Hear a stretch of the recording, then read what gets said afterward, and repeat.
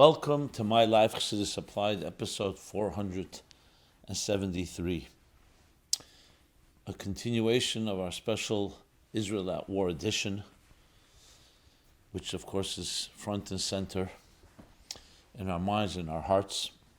Hashem should protect every man, woman, and child, every Jewish man, woman, and child in our holy land, in Eretz Yisrael, all over the world. Protect the Tzahal, the soldiers on the front lines who are Moisei Nefesh, literally to defend and protect Klal Yisrael. And we should already have Shalom, and the ultimate Shalom of the Gula Amitis V'Ashlema, being that it's also a week of Podah B'Shalom Nafshi, Yites Kislev, coming from Yud Kislev. So b'shalom, podah b'shalom, not just a pediyah, but b'shalom, total peace for nashati shalom ba'aretz. So this program is dedicated to all of that, the protection of each one, and may all the hostages be released unscathed. And especially in the land that is Eretz Asher Eni Hashem Elokecha Ba Mereish Hashanah V'ad Achri Hashanah. This program is also dedicated in loving memory of Miriam Bas Eliyahu Altes Olav Aleh Shalom, and Emerita Baruch Ben Yamin Ben Menucha Lana Altes Yikusil Ben Leah Rachel and Rachel Bas Liba Farkas, dedicated by Pinchas Tadis Ben Miriam and Sarah Bas Rachel Altes. Okay, so let's begin with where we're at and what we know, and most importantly, this is Chassidus applying Torah and Chassidus to the situations in life that we're facing. And here it's not just facing a Melchama Gashmis, a physical war, but also a spiritual one, and a psychological one, an emotional one that's affecting not just the people in the vicinity, the geographic vicinity, but all over the world, and especially in, and not just Beruchnis, also Begashmis. You see the rise of anti-Semitism, the protests. I mean, everybody's on edge, and everybody's still in a collective and individual shock. But as the Rambam says, when a catastrophe strikes, like one that happened October 7th, Shmini Atzeres Simchas Torah, it would be insensitive, achzorius, insensitive and cruel to say it just happened. It's a wake-up call, a time for introspection.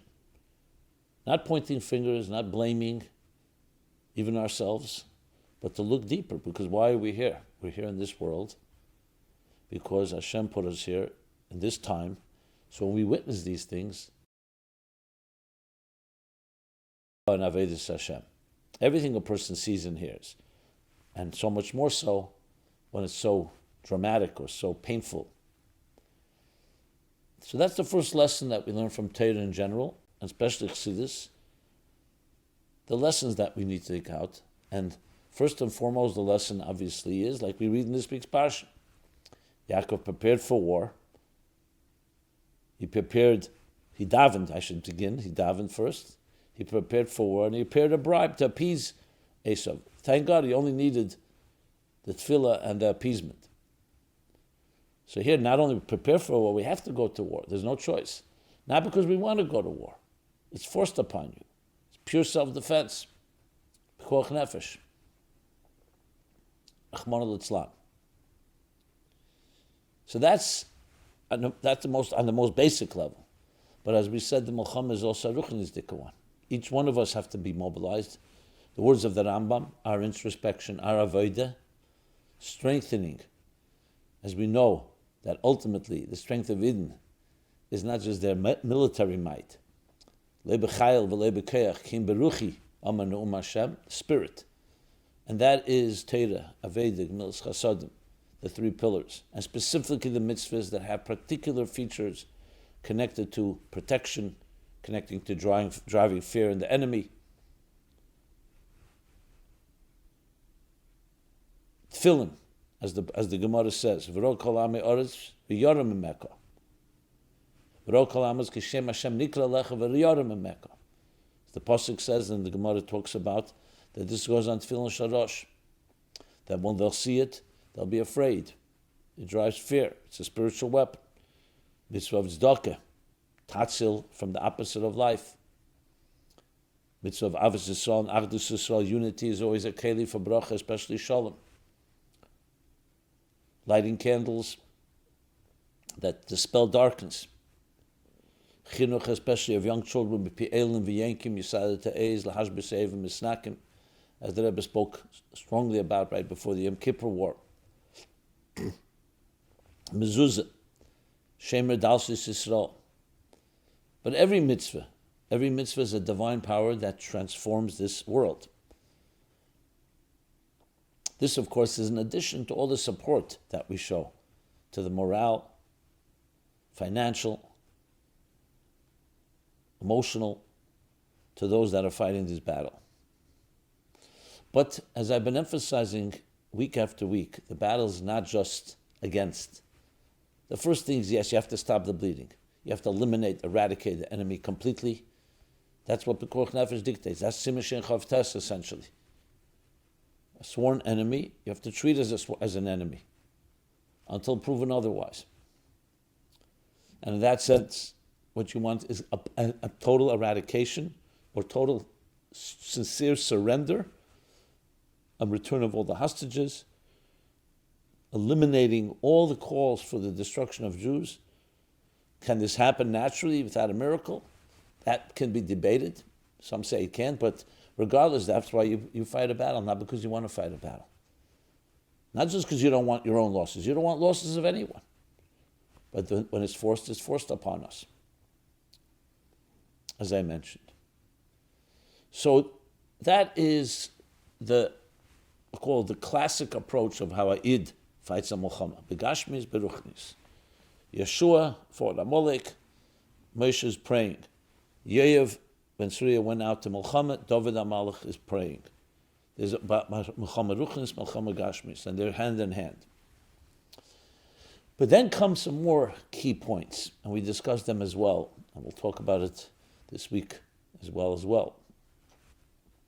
And that is that being that the Rebbe told us that we're mamish at the saf, on the threshold of the Geula, so at the end of the days there will be battles, and we're told there will be battles with Bnei Yishmael.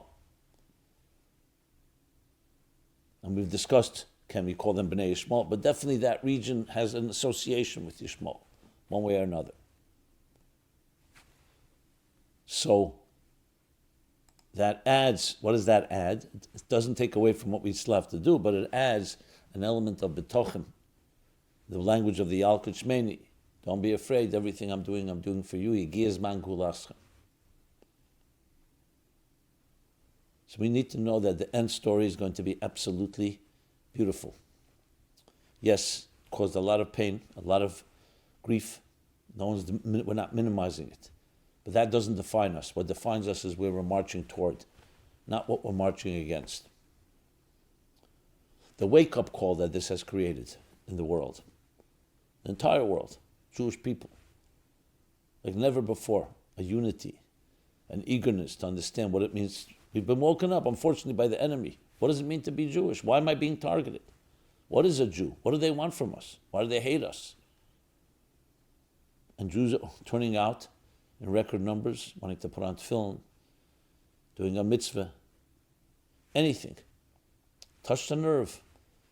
And as the Rebbe spoke in Tavshel Chav Zayin, after the 6-day war, it was V'hiyeh Bayemahu Yitaka B'Shefer Gadol, a wake-up call that affected Uba Evdim Eretz Ashur and Nedochim Eretz Mitzrayim, all the sugim, all the categories, those lost to assimilation, those downtrodden due to oppression.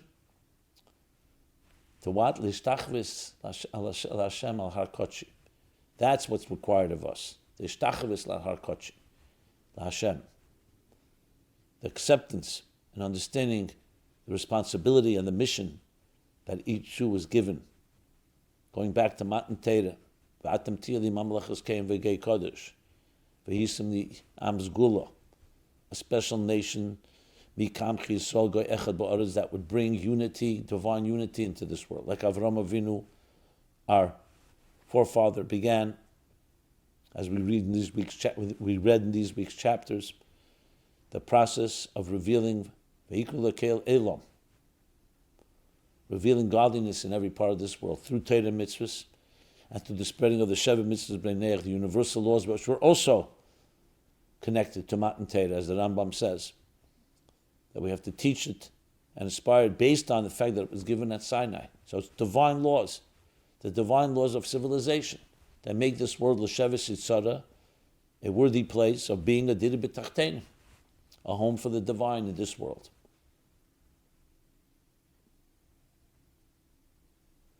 So this wake-up call is now something that we have people's attention. So it's our job is to do everything possible to utilize it to the fullest. That is part of this mission. So in addition to our own inspiration, in addition to our own families and communities, to reach out. And as I said, you don't even have to reach out. People are reaching to us. When I say us, to every person who's in the position. I can speak from my own experience. Unprecedented, the number of people watching, people listening, asking questions. Jews and non-Jews. Yes, and even Christians and Muslims too. Not like some are thinking, they've exposed themselves as the enemy, let's just gather together and hide under a rock. Yes, there are people who are either ignorant or just plain haters or plain anti-Semites, but there are many that are either confused or are neutral or don't know or are receptive and are very sympathetic, but they need more information. They need to not just information as in data, but also what to do. So this requires nothing less than a revolution of goodness and kindness. In the words of the Rebbe to CNN when he said, what is the Rebbe's message to the world? Which in essence, Tzedek V'Yesher, encompasses all the Sheva Mitzvahs B'nei Neach, and really encompasses Kol HaTeira Kula, which was Lenit L'Teira, L'Lasher Shalom B'El, to bring peace into this world. The words of Rabbi Akiva, V'Ahavta Lecha Kamecha, said Klal Gadol B'Teira, Klal Gadol. Hillel said, Zui Kol HaTeira, not to do unto others that you don't want done unto yourself. This is the essence of it. So we have an unprecedented historic wake-up call that we need to respond to, everyone in our own way. So this is a general overview of where we're at. This is not a place to go over the news updates of every detail. We're going to talk definitely about the hostages that were released. Many questions came in about that and other developments. But overall, Eretz Yisrael has to know and be encouraged and recognize themselves that this war has to go till the end. An end is either you eradicate the enemy totally, as has been announced, or you get absolutely unconditional surrender, and then you dictate the terms. That's how battles are won. Something that Rebbe emphasized time and again. It's actually common sense, but it's also something that the Torah emphasizes. That's what has to happen when you're dealing with Ra, when you're dealing with an enemy. More specifically this week, continuing the overviews also, tonight, tomorrow is Yud Aleph Kislev, the anniversary, the 95th anniversary, I should say, of the Rebbe and the Rebbes in Tafresh Pei Tes. We're now in Tafresh Pei Dalet, and Yud Aleph Kislev. It's also this week, is the week of Yud Tes Kislev. It's coming Shabbos, Chag HaGeula, Rosh Hashanah of Chassidus. So in usual times, that would be the main emphasis, but being that what's so prominent and so much in our minds is the Matzah Ha'elam, so a few lessons that we will also discuss from these days, how we can learn from them. Let's start with Yud Aleph Kislev. Say, what connection is there? Chassan of the Rebbe and the Rebbes. Well, remember, the big picture is this. When the Eibishter created the world, Bereshis bara Elokim, he created with that tzimtzum, a concealment, with the kavanah that we should reverse the process and reveal godliness in a concealed world. It's the essence of it all, to make a dira b'tachtein. In the language of Kabbalah, and Chassidus brings it and explains it, is to create yichud, a yichud of kudsha b'richa v'shchinta, which means, before that tzimtzum, everything was hayahu shmei belvad. Everything was one seamless unity, one seamless divine consciousness.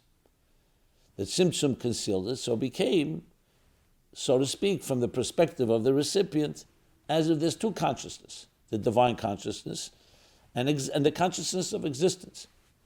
In the language of Chassidus, that before the Tzimtzum Elokus b'pshitas, Elam is b'schachos. What was given was the seamless reality of divinity, Eined Malvade, nothing else. And the existence of world is a novelty. The Rebbe created, Bereshis, Bara, Yeshmayin, through the Tzimtzum and the whole process. After the Tzimtzum, the consciousness turns around. Elam is b'pshitas. What's a given to us is the world we see. And Elokus is b'schachos. So Elokus is like the novelty that needs to be introduced, when the truth is the other way around. But that's how it is. So there's, so to speak, the possibility of seeing two realities. And our goal is Hashem Echad, Shema Yisrael, Hashem Elokeinu, Hashem Echad, to create unity. That's the whole story in a nutshell. Where does that unity express itself? On every possible level. But one place, the microcosm of Yichud Kudsha B'richa V'Shchinta, of Zohar and Malchus in the language of Chassidus and Kabbalah, is the Yichud of a Ish V'Isha, a marriage, a Kedushin, a sacred marriage, of Zocher Nekeva Bara Esam. The Eibishter created them as one, an androgynous being, split into two, split again like the Tzimtzum split, in order to find each other and reunite. And that's why a chasana is not just a simcha for those individuals, it's a simcha that we talk about, Gan Eden Mikedem, and Mehedi Yeshama, and Yetzirah Adam. All about recreating the unity as it was when Adam and Chava were created. Especially when you talk about a chasana of a Rebbe and a Rebbetzin, which is an Neshama Klolis. So it's not just an individual. Even an individual, as I said, that unity ripples through all of existence. But especially of a Rebbe, and a Rebbetzin that would become a Rebbe in Tavshin Yud. So you can imagine that reflects a profound unity. When you see war, when you see discord, you see conflict, that's all a result of the Tzimtzum. So a chasana is meant to counter that. So on Yud Al Kislev we have the power to create that yichud and recreate the yichud. The Rebbe said in Tavshin Yud Aled, which we're talking now 70 years ago, that this is the day, Yud Al Kislev, that bound me to you and you to me.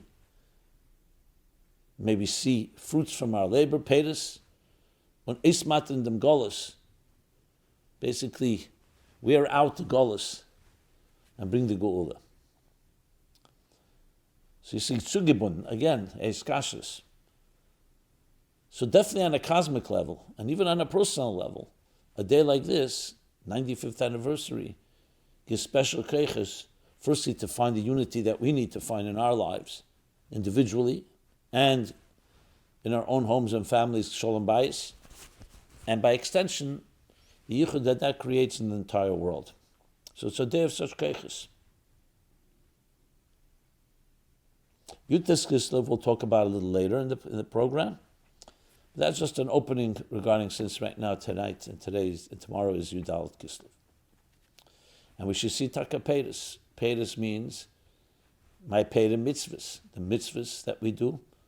Ela tel the saying, Shal Sadikim is what's the tel Shal Sadikim? Maisim Tevim, good deeds. The things we learn from the Rebbe, the Heiros, the actions, many of them I mentioned before.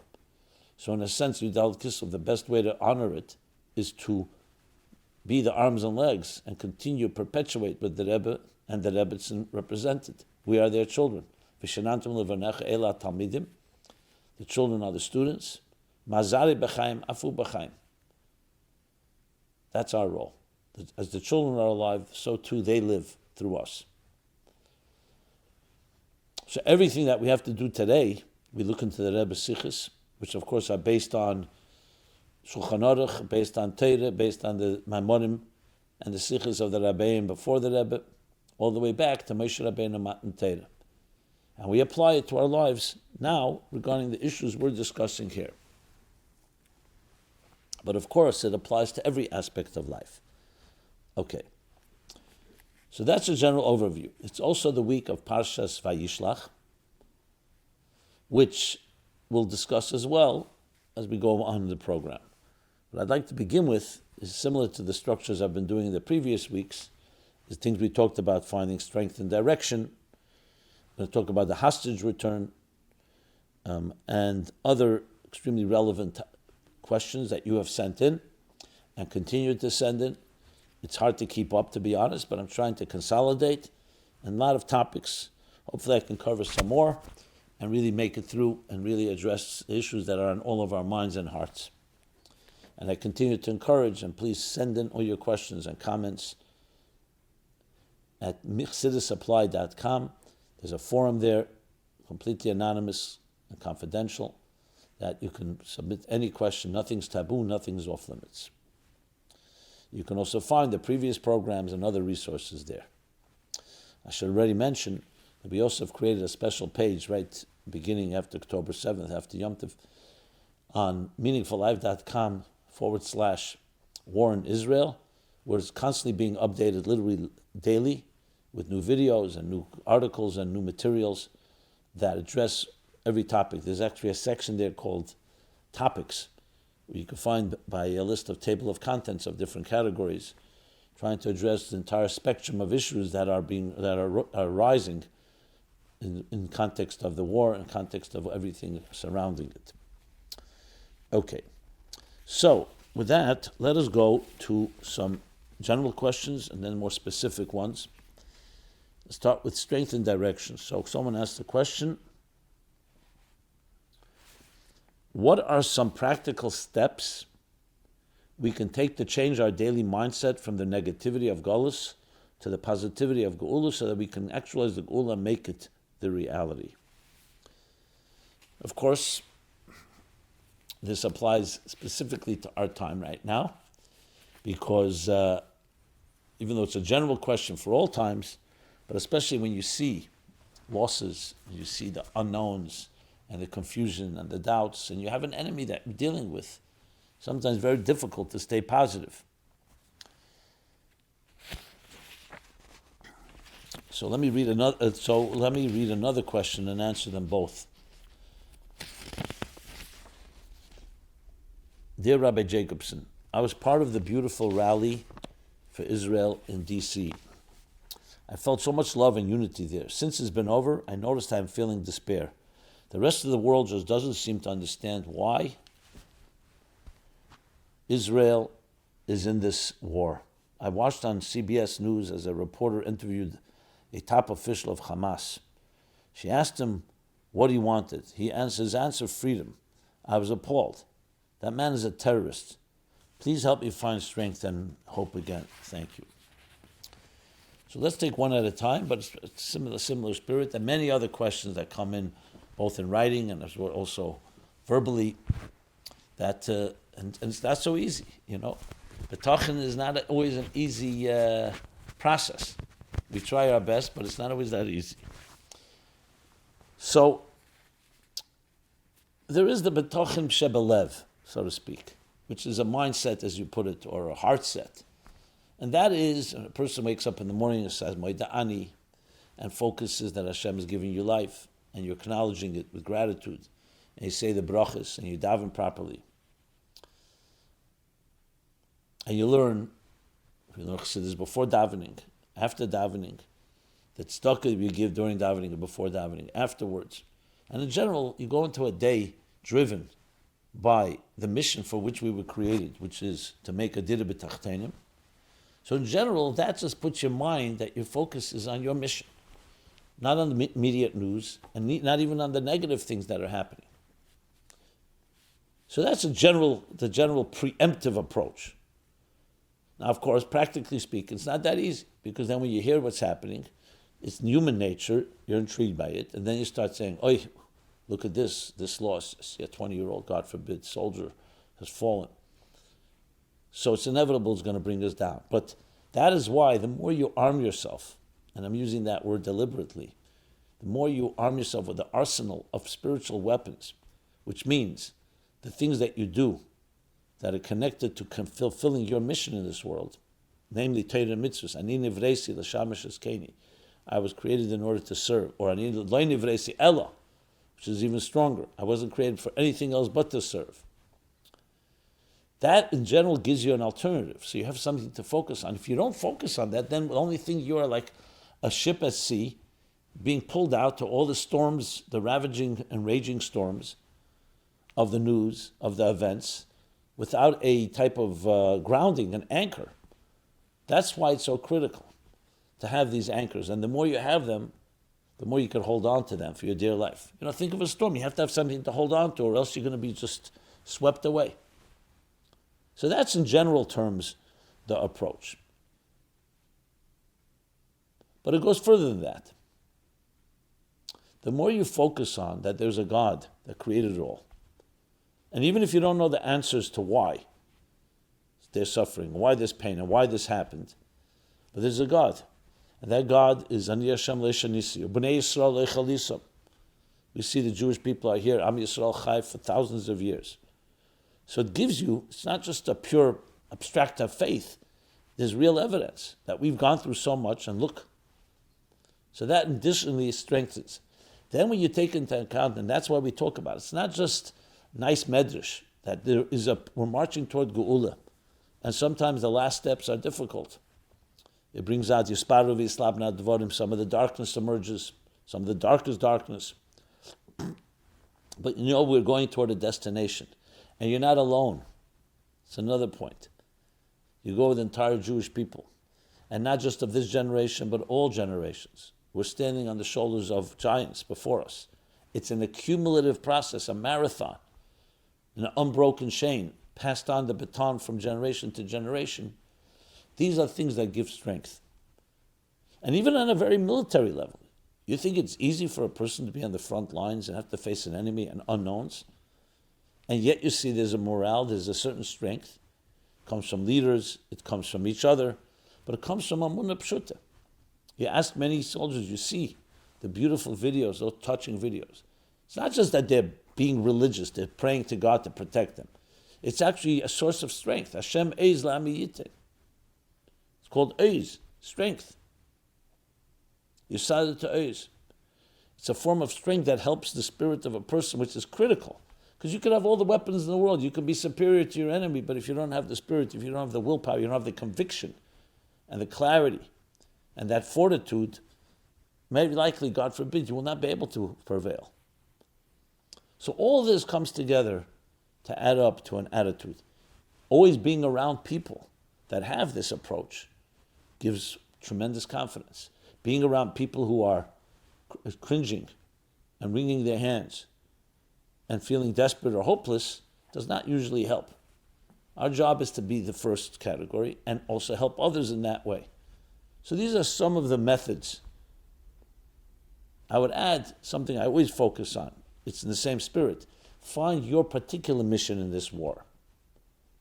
Make sure every day you send out a bunch of emails or texts or social media to people with inspiration, with heartwarming words, a story, a video. Be on the offense, and you'll be less on the defense. Best defense is offense. So find something specific that you're doing, that you're committed to. And the more you commit to it, the less aggravation, the less despair, the less negativity will enter. That's the rule. A little light dispels much darkness, especially a lot of light. But it's not just a cliche. It means simply be focused on being a light bearer. Anom pala yemama anan. We're day workers. We're here to bring light to the world. There's darkness, so we need more light.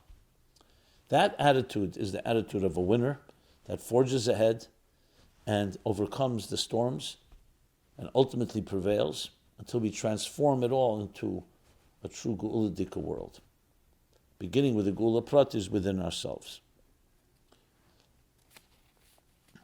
So that answers both questions. You can apply it more specifically, each one in their own way.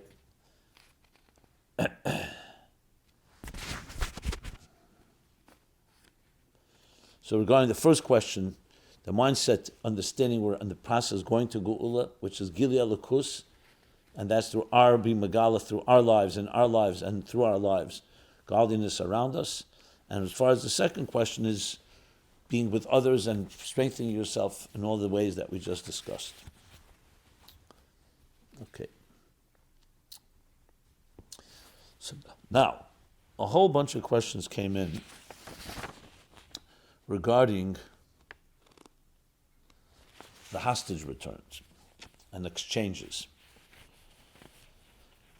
So, let me read some of them and try to respond the best possible way. The first question, of course, is this the correct approach? Would the Rebbe had been in favor of exchanging terrorists for the Jewish hostages? That's a specific question. But the question is also, just in general,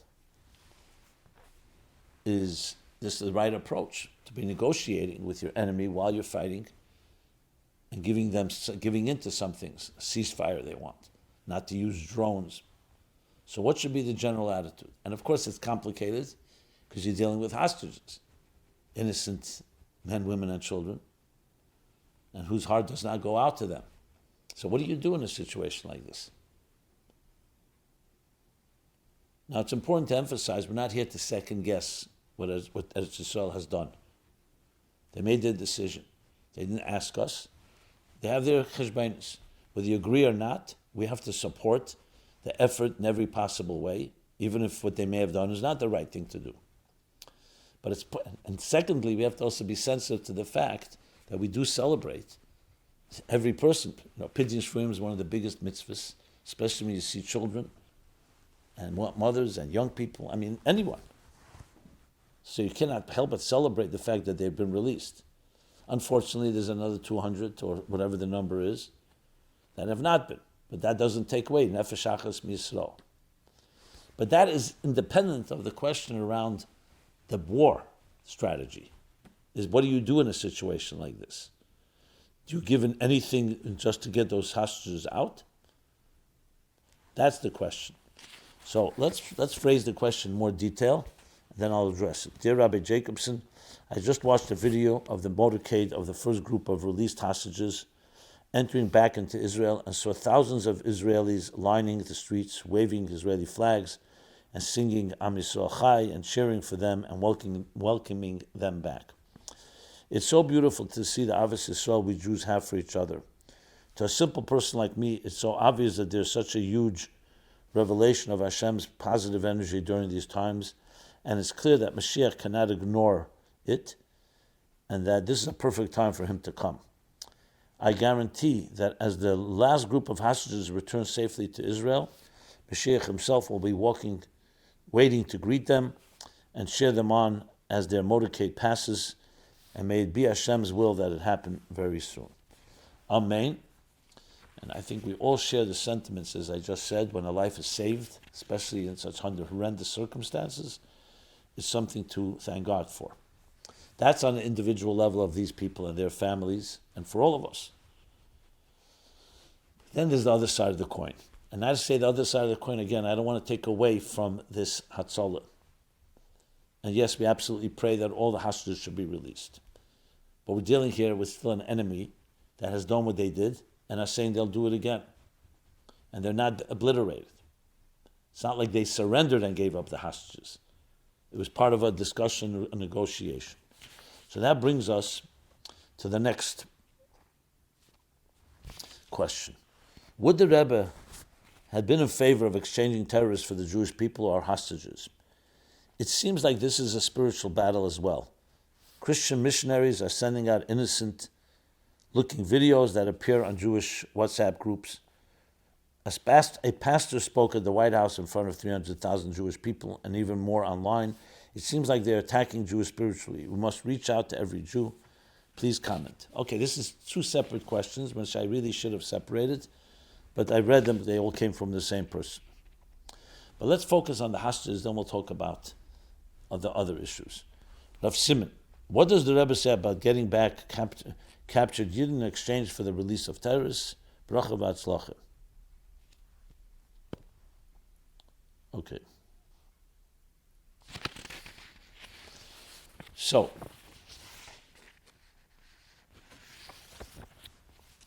there are two sichos, mainly Mitzvah Shabbos Pasha Bamidbar, Tavshin Lametes, it would be 1979, and there is a sicha Zeis Chanukah Tavshin Memvov, where the Rebbe briefly talks about it, but talks in general about whole Mitzvah and Eretz Yisrael. So they're definitely both worth looking at.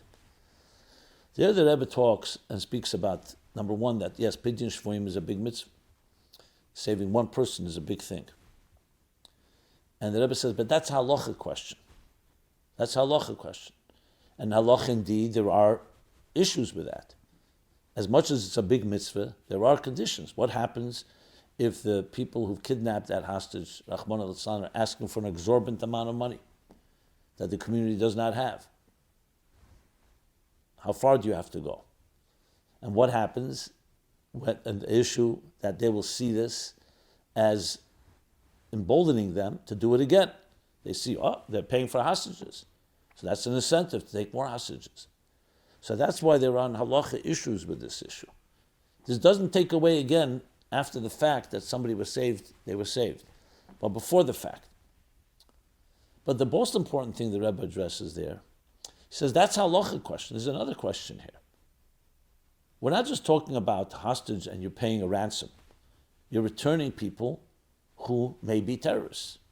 So in this case, I know people will say they were only returned women and children that were arrested. Well, number one is, why were they arrested? Was it just a misdemeanor? And number two, we see that the policy was that hostages have been returned for terrorists. Actually, the head of Hamas today was once a prisoner in Israel and was returned in one of these exchanges. 1,000 for shalit. So here's another question here, which is not just a matter of, okay, how much do you pay and will you incentivize them? It's a question also, you're putting more people in danger. So you saved a life, but that person is very likely, and it says he's going to attack again, and the Rebbe brings that there. So the Rebbe said they try to keep it a secret. The bottom line is, from a strategic point of view, and even from a halachic point of view, you have another issue here, which is you're putting more people in danger. But the halacha here is one aspect of it. There's also the whole general picture here. The general picture here, as the Rebbe says in that sikh, he says, the problem, he says, is the whole attitude. The whole attitude is one that's the opposite of Eilech Eskem Kemimiyas. Kemimiyas means walking with pride. With pride means you're fighting a war, you're confident in your cause and your moral conviction. You know why you're fighting the war, because of what happened October 7th. You know what the enemy wants. And you called for their eradication, which makes total sense, unless there's total unconditional surrender. So why are you not continue with that approach? So it's true the hostages are a big issue. But at the end of the day, is that something you should take into account? Because what happens now? The momentum of the forward progress is slowed down. There's a ceasefire. What do you think the enemy is going to do now? They're going to dangle more hostages. As we said, they now see, oh, you respond to that. There was once a time, as the Rebbe speaks there in that sikha, that Israel said we don't negotiate with terrorists by principle, even for small matters, let alone for other people, for returning others, and 3 for 1 or 10 for 1 or whatever the numbers are. Because you don't want them to feel that you're giving them. Imagine World War II. This is my example. The Rebbe doesn't bring this. Berlin is being bombed. It's clear the Allies are winning. And the Germans suddenly say, you know what, if you make a ceasefire, we'll give you 100 or 1,000 Jews from a concentration camp. We'll free them. Not to mention, of course, that there are thousands of others. What do you think the Allies would do? They'd say, okay, let's save those people. Of course you want to save the people. That's why this is so sensitive. I don't want in any way, God forbid, minimize their lives. But there's a bigger picture here. And unfortunately, there are lives that are lost, sometimes innocent lives. Here you could add even something more, and I'm again not a military strategist. Hamas, the enemy, is invested to make sure these hostages don't get killed. They don't mind their own civilians getting killed, ironically. Because what do they have from a dead hostage, God forbid? That's the only leverage they have. So they're protecting them because it's the only thing that will protects them. They're protecting the hostages because it's protecting them. Now, of course, we know what they're capable of doing. We know what they've done. They can kill in the worst possible way. And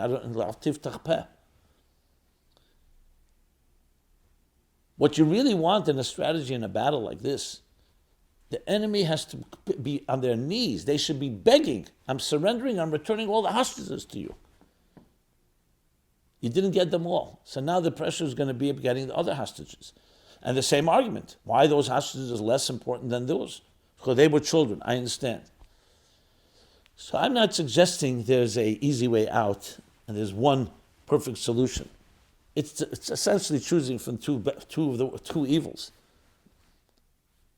So the Rebbe's general approach was, you're fighting a war, you have to fight a war. We have to have Rachmanis on hostages, absolutely, intelligence, and do everything possible to save them. But you have to remember there's also more going on here. I mean, the point of being appeasing and letting down your guard and letting a whole infrastructure to be built right under your home is itself a sign of a certain lack of that fortitude. But it's critical, and I want to emphasize this. The point here is not to criticize Israel and criticize. We're discussing it as an attitude. The question was asked, what would the Rebbe's approach be? And the Rebbe wanted Israel to change its policy, meaning it's not something we should go and impose ourselves. It's not for demonstrations, and it's not to oppose it. The point is to educate and try to inspire the government to feel this way. Now, we don't know what's going on behind closed doors, so that's a given. That's why I don't want to say this in a way, this should be the strategy. But you're asking the general approach of the Rebbe is that approach, strength. Yes, sometimes war brings peace when you're dealing with a true enemy. Germany had to be completely destroyed, unconditional surrender, as the Japanese, and then there was real peace. And today they were rebuilt, they've been rebuilt, and they live peacefully with the United States, with the allies, with Israel. Were there prices paid? Of course, many, many people died, unfortunately. Terribly. So that's the general approach, and as I said, I shared which sikhs to look at. So there's a lot of aspects here. There's the exchange of the hostages, which is an issue halachically as well as strategically. And then there's the bigger issue, where this is leading to. What's going to happen now? And if Israel goes full force ahead, what do you think? They're not going to use the hostages to try to stop that? They'll do anything to protect themselves. I'm talking about the enemy. And now there is something on the table. Another thing that I must mention that infuriates me, to be very frank, is the idea that instead of the world calling, Hamas did a terrible crime, atrocities. They took innocent hostages in addition to those atrocities. The call should be, return all the hostages. Why is this become now, they're doing us a favor? We have to thank them that they're coming to the table to return the hostages, as if returning the hostage is a gift. It was a crime in the worst possible way. But you don't hear that. And that's a really sad situation. That creates a whole different, distorted standards here. And that was also something that Rebbe battled. Because something is lacking. You have to feel you are the winner. You are standing up for the right and the truth. There's nothing true about the other side. There's nothing to negotiate here. They're killers. They call for killing. They've done it. And they're saying they'll do it again. And they have hostages right now. So what needs to be called is ultimate total surrender or total eradication.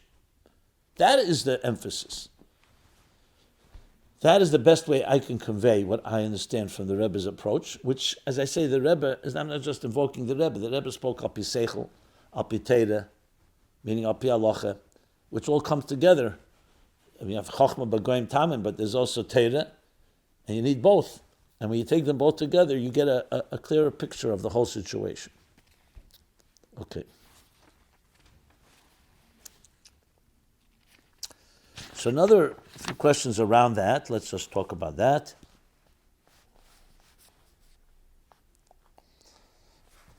Are the small groups of hostages slowly returning to Israel a microcosm of the future ingathering of the exiles?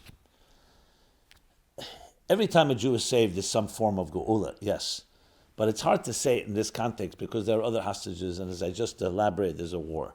I'm reading the question because you asked it, but I think you have to also put things into context. If all the hostages were released, even that, so back to square one. It's not like, we're talking about here people who are mamish in danger. In general, the Rebbe spoke that when Jews b'chlal returned to Eretz Yisrael, whether it was from the Soviet Union or other places, is a form of a beginning of kibbutz golius, or a sign of it, a beginning signs of it. But that's as much as I would say. I wouldn't associate kibbutz golius with the release of these hostages, because we are learning a lot more at this point. Okay. Can we compare Hamas to Parei in their persistent shifting positions regarding releasing the hostages? In yeshiva, I was taught all the miracles that happened during Yetzias Mitzrayim will happen again, during Gulas Mashiach, but on an even grander scale. Another clue that history is repeating itself is when Parei played games and said, I will let your people go, and then kept changing his mind and saying he won't let us go. And then he finally let us go. We know the next step was Geulas Mitzrayim. Yesterday, the Hamas terrorists were playing the same games of psychological torture by saying they will let 13 hostages go. Then they kept changing their mind, saying they won't let them go. Finally, they let them go. So if we recognize the patterns, we know the next step is Geulas Mashiach. Well, we hope so, and we believe so. But I don't know about this association. As I said, I'm being very cautious and careful not to make these comparisons too literal, because as I said, there's a middle of a war right now, and I think we have to keep focus on the bigger picture here. Yes, as I said, the celebration of those released and their families we all share with.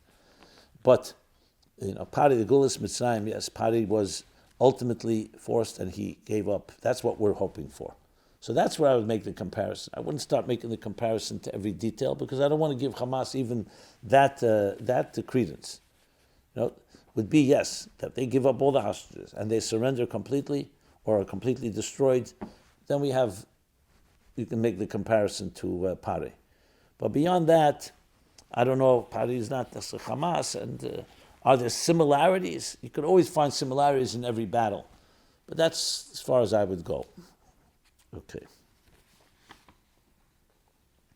But I do appreciate that people are thinking about the Geula even in these darkest events and trying to find it. So that is beautiful to see, and we should continue thinking that way. Next question, which is in the same spirit: how to ensure that a war brings peace? Only through strength. A war is what we don't want, but when you are fighting a war, you don't fight a half war. You have to have goals and meet those goals. Either eradication of the enemy, especially the enemy that provoked this in the first place, or total, as I said, unconditional surrender on your terms, on the winner's terms. This is something that the Rebbe emphasized all the years. And this maybe is the crux, like I said before, the lack of the kememirs, of standing strong without conviction. Remember, most wars are lost on psychological terms. It's not lost necessarily in the battlefield.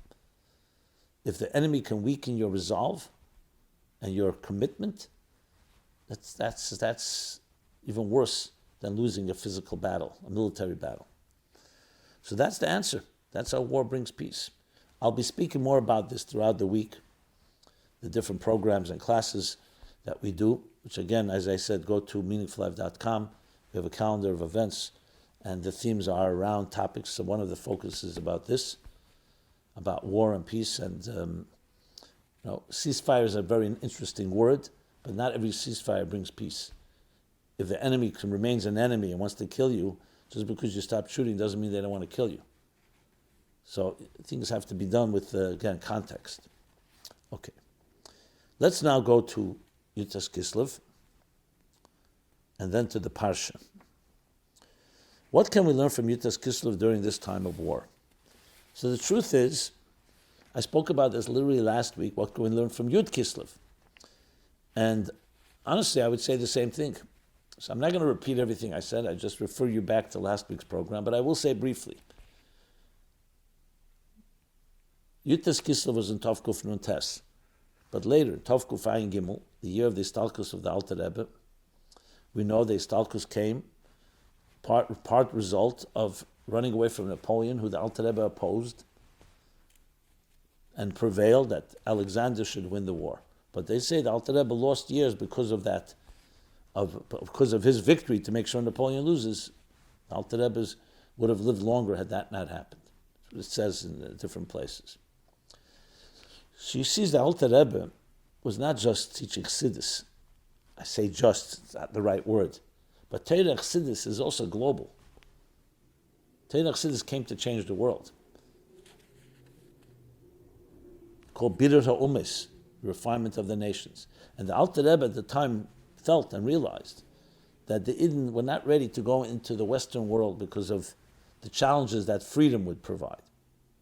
So it was still a time of that, even though physically they were more oppressed under Alexander of Russia, but spiritually they'd be more intact. But then the Rebbe says 7 generations later, now we are ready. Which of course is the story of this week's Parsha, Yaakov and Esav,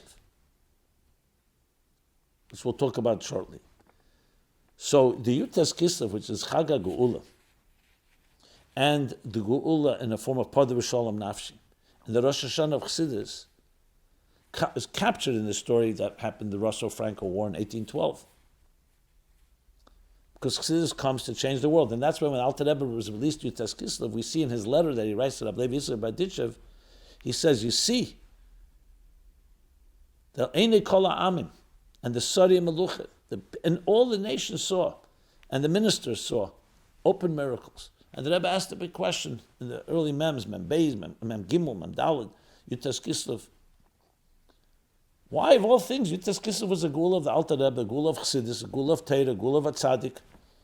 What's the negay here that the nations were impressed? Why do we care about the nations here? So he said, because the whole point of Torah and Chassidus is to transform the nations. And Yutas Kislev was a Netzachin absolutely for Eden and for Torah and Chassidus, but it was also a Netzachin with the purpose of Torah, Birur HaElam. So when they see it, it affects them. That means it's fulfilling the mission. This was the time when the Rebbe began strongly in the Mems, talking about Sheva Mitzvah B'nei Neach, which, as I mentioned before, now is that wake-up call. So here, when we're coming to a Mulchama going on in Eretz Yisrael, in Gaza, in that whole area, so every Mulchama is connected, and we're looking for a Geula, a Pada B'Shalom Nafshi, with Shalom. So Torah Chassidus comes into play because Torah Chassidus, his purpose is to win these battles in a peaceful way, or whatever way, in a peaceful way. And when you need to fight a physical war, it's a physical war.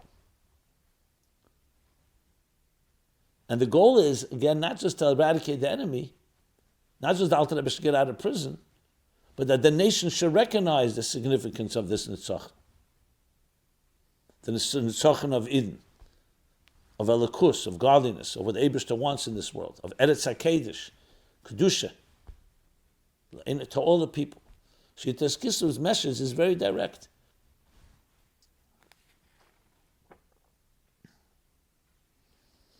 And our learning Torah and our learning Chassidus is meant to be not just for a select group, it's for the entire world. Molo Aris Deis Hashem Kamayim Leyam Mechasim. And Lo Yerei V'Lo Yashchisa B'Chol HaKodshi. There will no longer be evil and destruction because Molo Aris Deis. Molo Aris, the whole world. As the Rambam says, Lo Yesa Kol Ha'elam El Ladasas Hashem Bolvad, which clearly means all the nations of the world.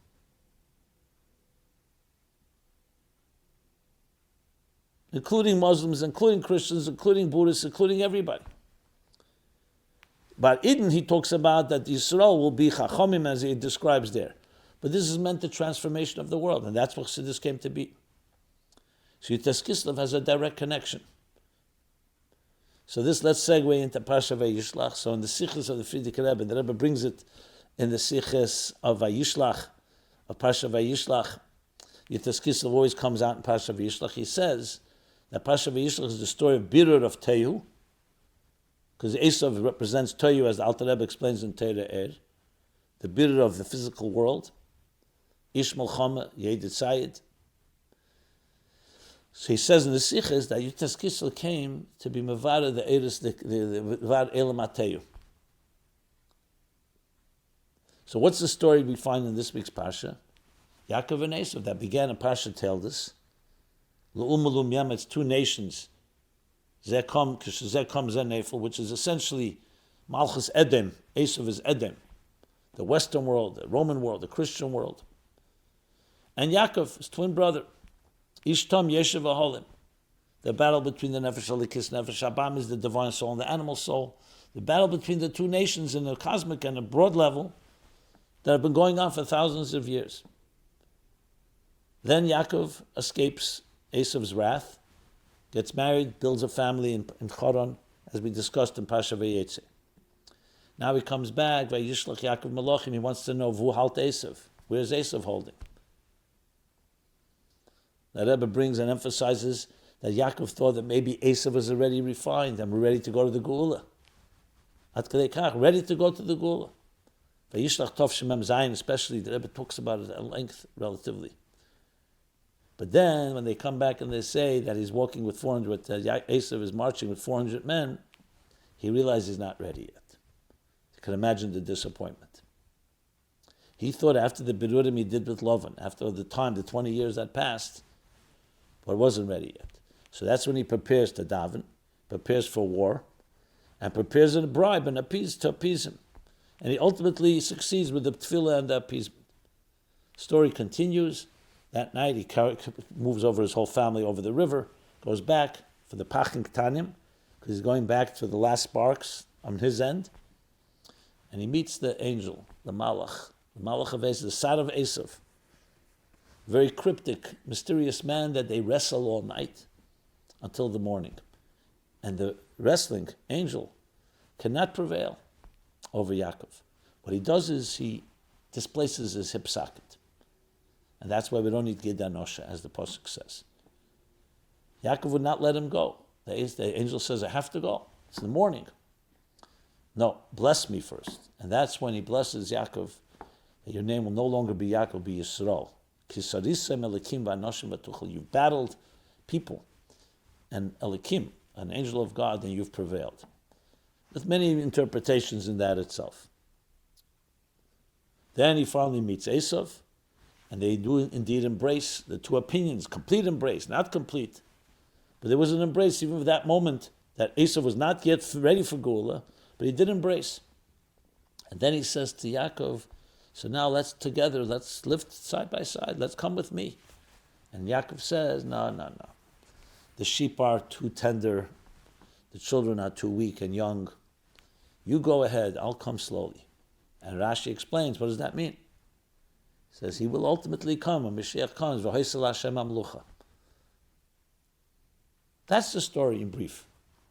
So, of course, if you think about it, it's mamish the story of our times. The Alter Rebbe opposed France, Sarfas, which was Edom. That was a threat, even though Russia was also Edom. But that's another discussion, but definitely that Edom was a threat. And then the Rebbe says in Vayeshev Tavshun and Beis, after 7 generations, we're ready now. We're ready to embrace. We're ready to transform the world. So the Medrash Lekach Tev says, what was the wrestling that all night? So it says that's the wrestling that we didn't go through all of Golus, the night of Golus, until the morning when the Geula comes. The Ramban says that wrestling and then the hip displacement is the displacement and the pain suffered by all tzaddikim through the generations, all the Yisurim that Eden would endure was all a result. That was the wound. He could not prevail over Yaakov, win over him, but he wounded him. And the end of the story is that Geula will come and Esav will be transformed. So even though it's not talking about Yishmael, but we know from the Maimorim that the last Birurim, in the Maimor of Tafri Samaches, Pesach Maimorim, and Tavshin Tes, from the Frierdiker Rebbe, that the last Birurim will be, and many other places, Esav and Yishmael. So in general, it's both of them, and ultimately will be Geula. V'hoisel Hashem Amlucha, Hashem, which includes Esav and Magdil Zuremi as the last Rashi in this parsha talks about, and includes Yishmael in the broad sense as well, that they'll all be Nizbarer. That's called Birer Umes. Oz Epech Alam Sofa Brura, as the Rambam also brings the pasuk from Tzfanya. So we see here how the parsha is talking about events of our times, with the end, of course, being a beautiful end. So just to read a few questions around this more specifically, once I gave this overview. He says like this, let's read like this.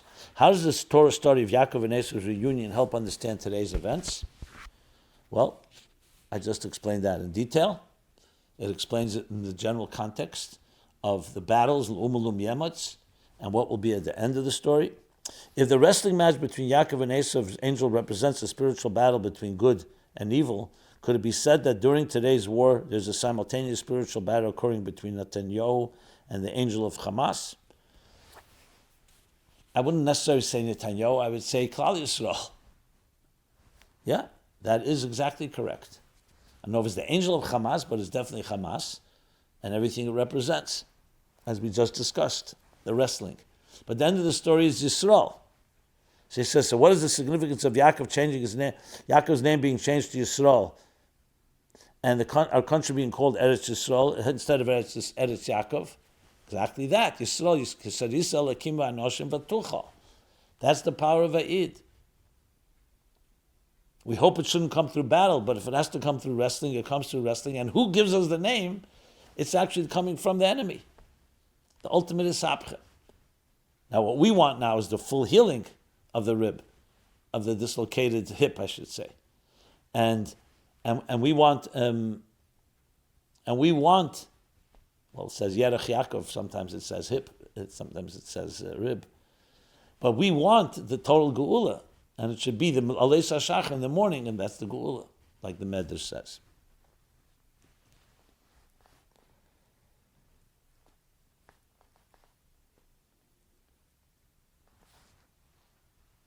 Okay. So with that, we covered the Parsha. There's a few more questions on the Parsha. Just looking at what I'm covering, what I'm not covering. So, let's just do this. A note has been going around social media that says the IDF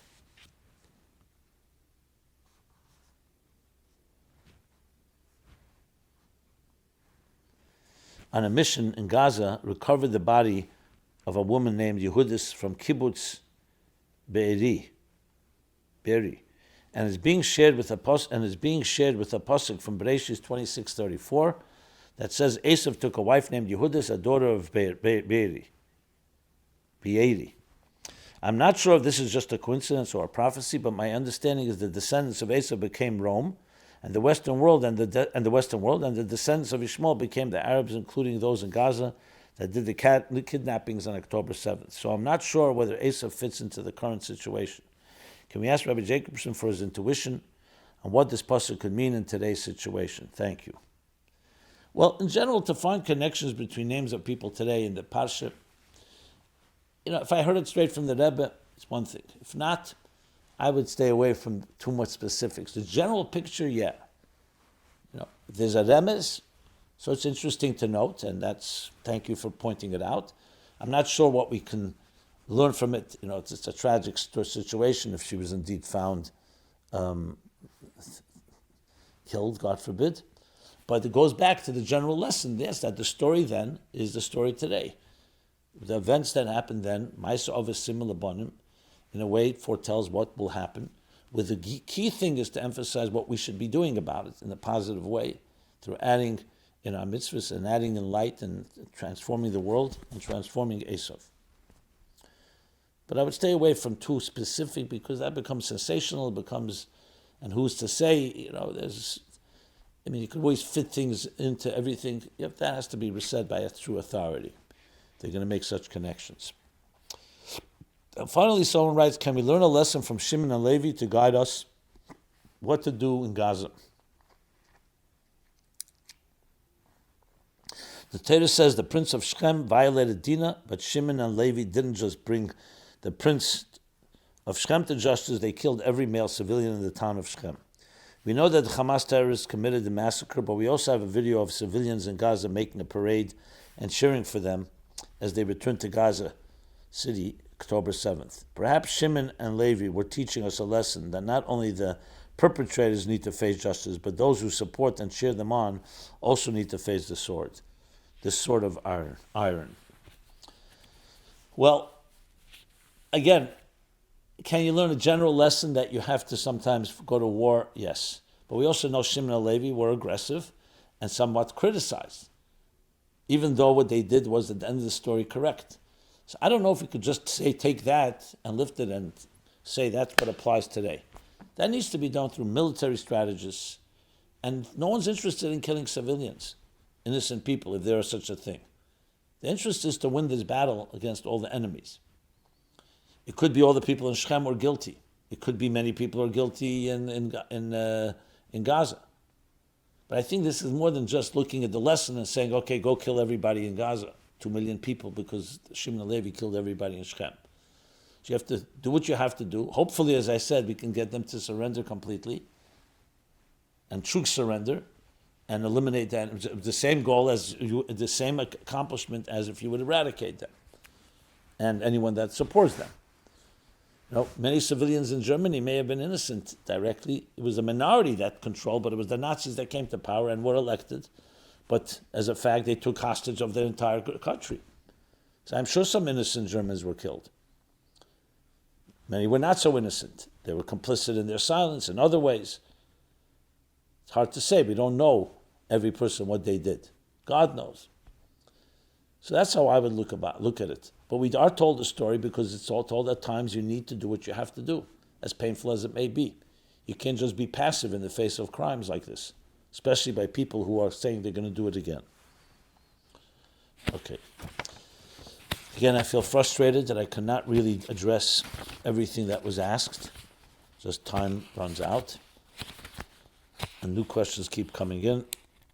So, what I say is that we will continue this discussion.